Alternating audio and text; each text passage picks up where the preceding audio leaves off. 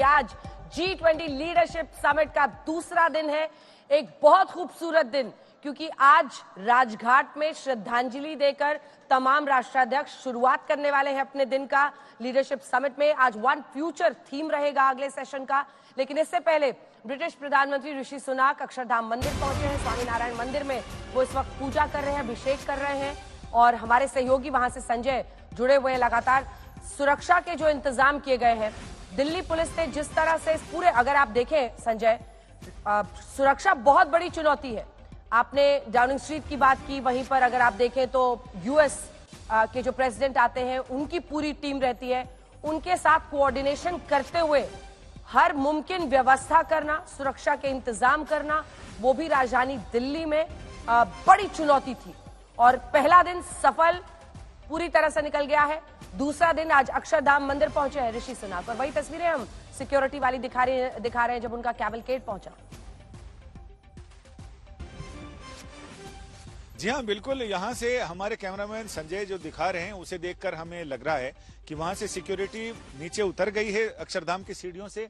यहाँ से वो सीढ़ियां बिल्कुल साफ दिखाई पड़ती हैं, और वहां लाल छतरी में किसी मेहमान को उसके नीचे ले जाया जा रहा था। 4-5 लाल छतरियां और पीछे दिखाई पड़ी हैं, जिसमें सफेद कपड़ों में मलबूस बहुत सारे लोग वहां से नीचे उतरे हैं। तो ऐसा हम मान रहे हैं कि ऋषि सुनक का दौरा पूरा हो गया है और वो अब यहां से राजघाट की ओर रवाना होने वाले हैं, क्योंकि 8:15 बजे सारे राष्ट्राध्यक्षों को जो प्रोटोकॉल है उसके तहत वहां पहुंचना है और राष्ट्रपिता महात्मा गांधी की समाधि पर उन्हें श्रद्धांजलि अर्पित करनी है। और 9:15 बजे के बाद से अगला सेशन शुरू हो जाएगा, जो लगभग 12:30-1 बजे तक चलेगा। और इसके बाद G20 समिट औपचारिक रूप से संपन्न हो जाएगा। और इसके बाद कुछ राष्ट्राध्यक्ष जिन्हें भारत के प्रधानमंत्री के साथ आमने सामने की बातचीत करनी है, जिसे हम अंग्रेजी में 1-to-1 कहते हैं, वो बातचीत चलेगी जो साइडलाइंस पर होगी। और सबसे बड़ी चीज की जो भारत ने एजेंडा सेट किया था, उस एजेंडे पर सारे लोग सहमत हो गए हैं।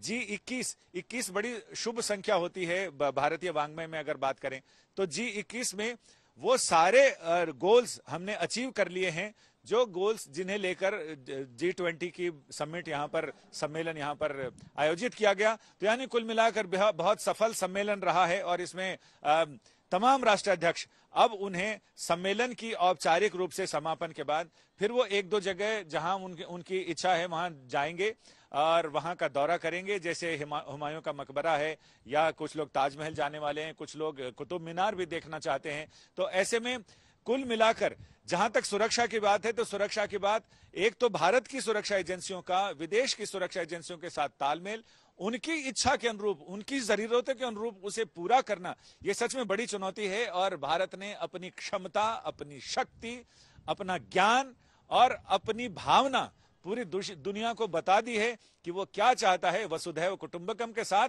सर्वे भद्राणि पश्यन्तु मां कश्चित दुख भाग भवेत्, यानी सबका कल्याण करने की भावना, जिसमें प्रधानमंत्री जी ने कल अपने भाषण में जिक्र भी किया 2500 साल पुराने अशोक के शिलालेख का, जिसमें उन्होंने कहा कि कोई भी नीति बनानी चाहिए तो वो लोगों के हित को, लोगों के सुख को, जनता के लोक हित और लोक सुख को ध्यान में रखते हुए बनाई जानी चाहिए। और यही भारतीय ज्ञान परंपरा, भारतीय परंपरा यही कहती है कि सभी लोगों के कल्याण की कामना करनी चाहिए, यानी पूरी वसुधा हमारा कुटुंब है और उसका हम कल्याण करें।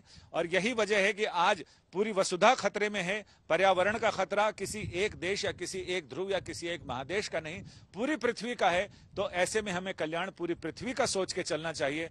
बड़ा सोचेंगे तभी हम आगे बढ़ सकेंगे। और ये बड़े सोच को एक नई बुनियाद, नया आयाम भारत में आयोजित इस सम्मेलन ने दिया है। यानी पिछले सम्मेलन से ज्यादा इसमें लोग भी जुड़े हैं, सफलता भी ज्यादा मिली है। और उस संकल्पों को सिद्धि की ओर बढ़ाने के लिए अब तमाम जिन लोगों ने यहाँ शिरकत की है, जिन लोगों ने हस्ताक्षर किए हैं घोषणा पत्रों पर, अब उनके लिए जरूरी है कि संकल्प को सिद्धि की ओर कैसे पहुंचाया जाए। और उसके लिए जाहिर है कि बहुत पूरे दिल के साथ, पूरे कन्विक्शन के साथ, पूरे डेडिकेशन के साथ सारे लोगों को जुड़ना पड़ेगा। सरकारें तो सिर्फ नीतियां बनाती हैं और घोषणा करती हैं, उस पर अमल करने का काम तो असल में आम जनता का होता है। हमारे ऊपर भी ये लागू होता है कि हम यानी पूरे विश्व के नागरिक उसको कितनी शिद्दत से, कितने कन्विक्शन के साथ, कितने डेडिकेशन के साथ उसको अपनाते हैं, आजमाते हैं, लागू करते हैं। और पर्यावरण का खतरा जो लगातार हमारे सिर पर इंच इंच आगे बढ़ता जा रहा है, उसको कैसे हम दूर धकेल सकते हैं। बिल्कुल।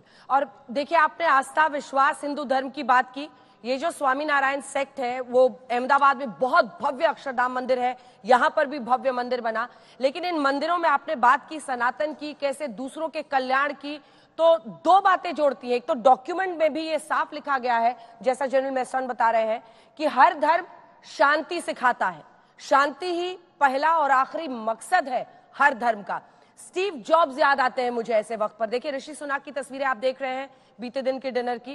स्टीव जॉब्स ने कहा था, जब वो बहुत तकलीफ से गुजर रहे थे यूनिवर्सिटी के दिनों में, तो ऐसे ही एक कृष्ण मंदिर में मुफ्त का खाना दिया जाता था। वो पैदल चलकर जाते थे बहुत दूर वहां पर भोजन खाने के लिए। और वो एप्पल के फाउंडर है।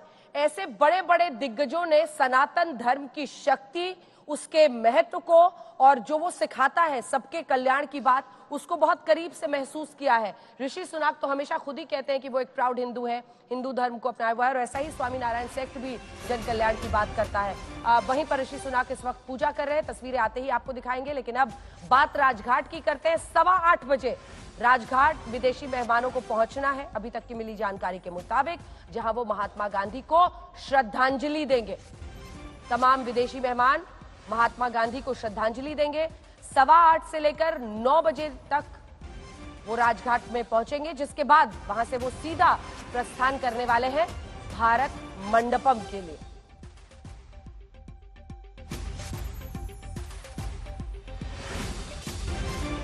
आइए आपको सीधे लिए चलते हैं। राजघाट से हमारी सहयोगी चित्रा हमारे साथ जुड़ रही हैं। अब कुछ ही देर में विदेशी मेहमानों के आने का सिलसिला शुरू हो जाएगा। ऋषि सुनाक भी, मुझे लगता है अक्षरधाम मंदिर में जब उनकी पूजा खत्म हो जाएगी, वो सीधा राजघाट के लिए अब निकलेंगे, क्योंकि लगभग 7:35 होने वाले हैं। कुल मिलाकर आज की शुरुआत थोड़ी अलग है। बीते दिन हमने देखा था तमाम राष्ट्राध्यक्ष सीधे वहां पर पहुंचे थे, लेकिन एक तरफ अक्षरधाम मंदिर के साथ शुरुआत है, तो दूसरी तरफ महात्मा गांधी, वो शख्स जिसने अनेकों देशों को, उनकी सोच को, उनकी नैतिकता को, उनकी आजादी के संघर्ष को प्रेरित किया है, आज उस शख्स के सामने राष्ट्राध्यक्ष झुकेंगे। बिल्कुल सही कहा अंजना आपने, और इसी का इंतजार भी किया जा रहा है। राजघाट पर सुरक्षा के बेहद कड़े इंतजाम किए गए हैं, क्योंकि अलग अलग मुल्कों के जितने भी राष्ट्राध्यक्ष एक एक करके 8 बजे के बाद आना यहां पर शुरू हो जाएंगे। वहां पर गांधी धुन बजाई जाएगी। हालांकि बारिश भी, दिल्ली का मौसम थोड़ा खुशनुमा हो गया है, बारिश लगातार हो रही है। बीती रात तो झमाझम काफी तेज बारिश हुई थी। ऐसे में राजघाट पर उस जगह पर महात्मा गांधी की समाधि स्थल पर जाना और वहां पर पुष्पांजलि देना एक अलग तरह की तस्वीर भी दुनिया भर में पेश करेगा, क्योंकि हिंदुस्तान गांधी का देश है। और आपने ऋषि सुनाक की बात की, जिस देश के वो प्रधानमंत्री हैं। 1931 में ग्रामोफोन में आखिरी बार अपनी आवाज रिकॉर्ड कराई थी इंग्लैंड में महात्मा गांधी ने, और आजादी के लिए कैसे संघर्ष उन्हें अंग्रेजों के खिलाफ करना पड़ा था। लेकिन आज स्थिति पूरी तरह से अलग हो गई है। ऋषि सुनाक एक भारतवंशी हैं, और कल हम सब ने देखा था कितनी गर्मजोशी के साथ प्रधानमंत्री नरेंद्र मोदी समेत सभी ने उनका वेलकम किया था। वो जहां जहां से गुजर रहे हैं, वहां वहां की उनकी तस्वीरें हिंदुस्तान में सबसे ज्यादा चर्चा का इस वक्त विषय बनी हुई है। अक्षरधाम मंदिर में उनकी मौजूदगी है, लेकिन यहाँ पर भी वो पहुंचेंगे। जो बाइडेन, सबसे ज्यादा निगाह उन पर लगी रहने वाली है। जो बाइडेन भी यहाँ पर आकर गांधी जी को समाधि देंगे, लेकिन आज ही वो वापस भी चले जाएंगे। आपको बता दें, राजघाट पर जाने का उनका आखिरी कार्यक्रम होगा, जो जानकारी मेरे पास है, और वन फ्यूचर के कार्यक्रम में वो शामिल नहीं हो पाएंगे। और आज रात 9:30 बजे तक एक एक करके ज्यादातर मेहमानों की उनके घर वापसी हो जाएगी। लेकिन G20 के जरिए अंजना, जिस तरह का बड़ा संदेश हिंदुस्तान ने दिया है, और सत्य और अहिंसा के पुजारी के इस देश के जरिए जो बड़ा मैसेज गया है बड़े बड़े मुल्कों में, विकसित राष्ट्रों में, वो अपने आप में काफी अद्भुत और अभूतपूर्व हो जाता है। गांधी जी ने किस तरह का संघर्ष किया, ये बताने की जरूरत नहीं है। और आज दुनिया जिन चुनौतियों का सामना कर रही है, उन चुनौतियों के लिए गांधी जी के विचार, गांधीवाद का होना बहुत जरूरी है, उसको जीना बहुत जरूरी है, उसका प्रचार प्रसार बहुत जरूरी है। यही कारण है, अक्सर हमने देखा है, जब से वहां पर समाधि बनी गांधी जी की हत्या के बाद, उसके बाद से दुनिया भर के मुल्कों के जितने भी राष्ट्राध्यक्ष आते हैं, वो वहां पर जरूर जाते हैं, शीश नवाते हैं, उन्हें प्रणाम करते हैं, पुष्पांजलि अर्पित करते हैं। और आजादी जिस दिन मिली थी, उस दिन भी जरा सोचिए, जब देश जश्न में डूबा हुआ था, उस समय वो कोलकाता गए थे, क्योंकि वहां पर दंगे जैसी स्थिति थी, उसको रोकने के लिए। तो गांधी हमारे लिए ये हैं, और उसी गांधी को आज प्रणाम करने के लिए दुनिया भर के मुल्कों के अलग अलग राष्ट्राध्यक्ष जो हैं, वहां पर जाएंगे राजघाट पर, और नतमस्तक करेंगे, उनको प्रणाम करेंगे, और उनको विचारों को यहां से लेकर आत्मसात करके अपने अपने मुल्क वापस लौटेंगे।